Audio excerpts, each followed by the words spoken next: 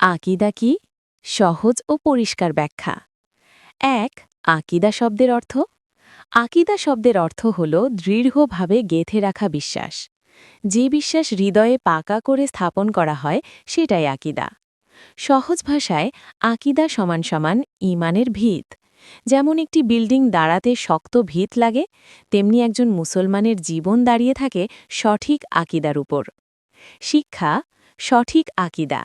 ইসলামে আকিদার মূল হল ঈমানের ৬টি স্তম্ভ। ১. আল্লাহর উপর ঈমান। আল্লাহ এক, তার কোনো শরিক নেই। তিনি জন্ম নেননি, কাউকে জন্ম দেননি। তিনি সব কিছুর সৃষ্টিকর্তা। ২. ফেরেশতাদের উপর ঈমান। তারা আল্লাহর সৃষ্টি, নূর দ্বারা তৈরি। তারা আল্লাহর আদেশ অমান্য করে না। ৩. আসমানি কিতাবসমূহে ঈমান, যেমন তাওরাত, জাবুর, ইনজিল ও সর্বশেষ কোরআন। ৪. রাসূলদের উপর ঈমান। আদম আলহিসাল্লাম থেকে শেষ নবী মুহাম্মদ সাল্লাল্লাহু আলহি ওয়াসাল্লাম পর্যন্ত সকল নবী রাসূল সত্য। ৫. আখিরাতের উপর ঈমান। কবর, হাসর, হিসাব, জান্নাত ও জাহান্নাম সত্য। ৬. তাকদীরের উপর ঈমান। ভালো মন্দ সব আল্লাহর জ্ঞানে ও ইচ্ছায় হয়।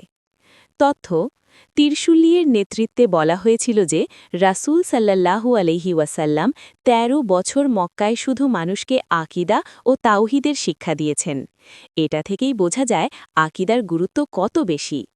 ভুল আকিদার উদাহরণ: আল্লাহ ছাড়া কারো কাছে ইবাদতের মতো সাহায্য চাওয়া। কুসংস্কার, তাবিজে অন্ধবিশ্বাস। আল্লাহর গুণাবলিতে অন্যকে শরিক করা।